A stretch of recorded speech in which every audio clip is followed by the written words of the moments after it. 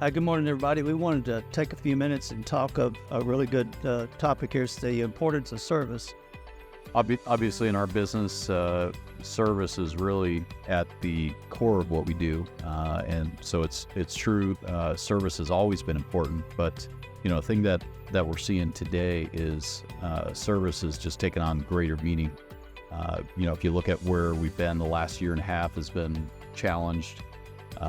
We started to see freight volumes come down.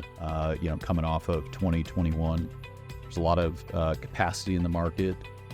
And shippers have a lot of options. And so, I do want to recognize that our service has continued to improve. If you look at where we were last year and where we're at, it's been pretty good. But from a shipper standpoint, everybody's gotten better. And so, their expectation has continued to increase. So really, why is service more important now? Is their expectations, but each customer is different, right? But some of them are scheduling labor around those appointments, and so if we miss, there's a direct cost to our customers. Customers, if we're late for our customers on delivery, their customers will fine them for late delivery. So there's a real cost to poor service that we may not see directly, our customers do, and so that's why service is so important. So again, expectation has gone up for everybody, and our customers are bearing costs, and so it's that much more critical than it's ever been. We picked up about 25 loads a week from other carriers that are not servicing it. And so the customer came back to us because we've been showing consistently on our scorecard as well as with our communication that we can service that freight. We picked up those additional 25 loads.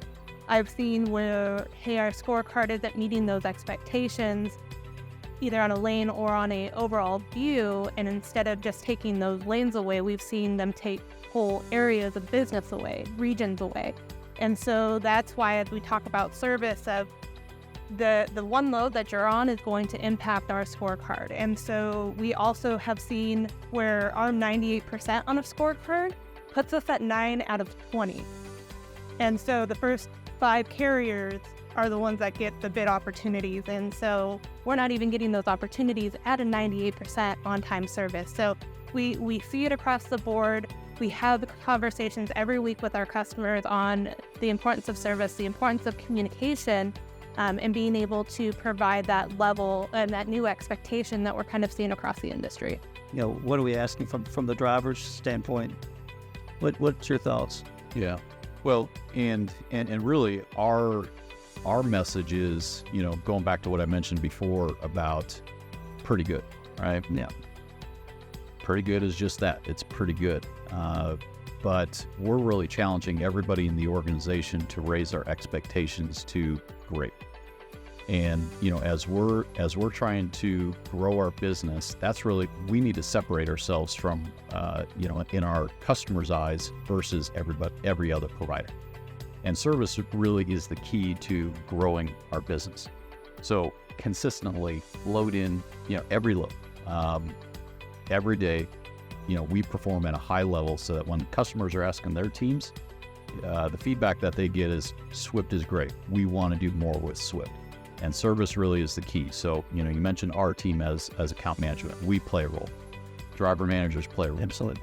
Planners play a role. So there's, it takes everybody to really deliver a consistently great service product. But we also recognize that our drivers really play the critical role, the most critical role in this process. And so there's lots of things that go into it. And so, starting with being available, being available to take that load when a plane comes in, it may not be your favorite load or may not be the perfect load. It may be going to an area that, we don't want to go to, but that impacts our service, right? If we can't get the load covered, we're going to fail on that. So we'd ask that, if you can do it, we ask you to do it. Maintenance on equipment, truck and trailer.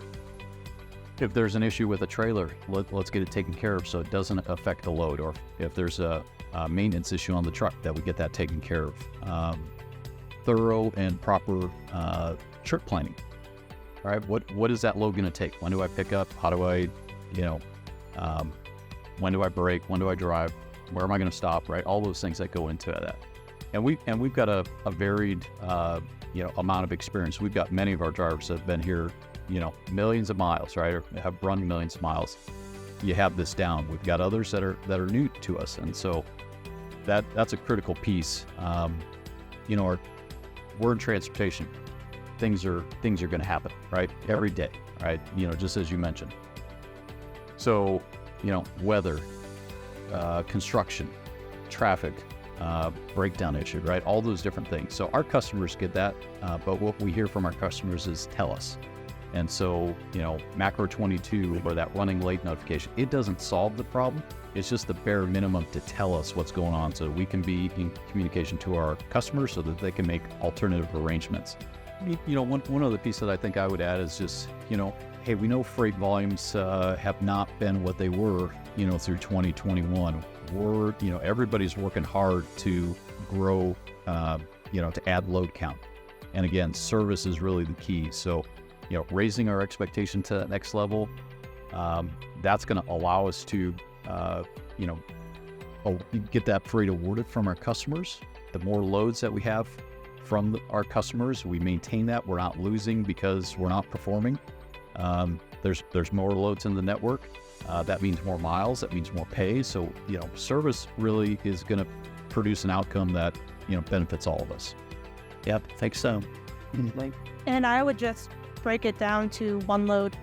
One load could make or break a scorecard. And so the one load that our drivers are taking, that one load for that day could really make an impact on overall the customer view of Swift, kind of how we were talking about getting to that excellent point and just being intentional, being mindful, and keeping up that communication.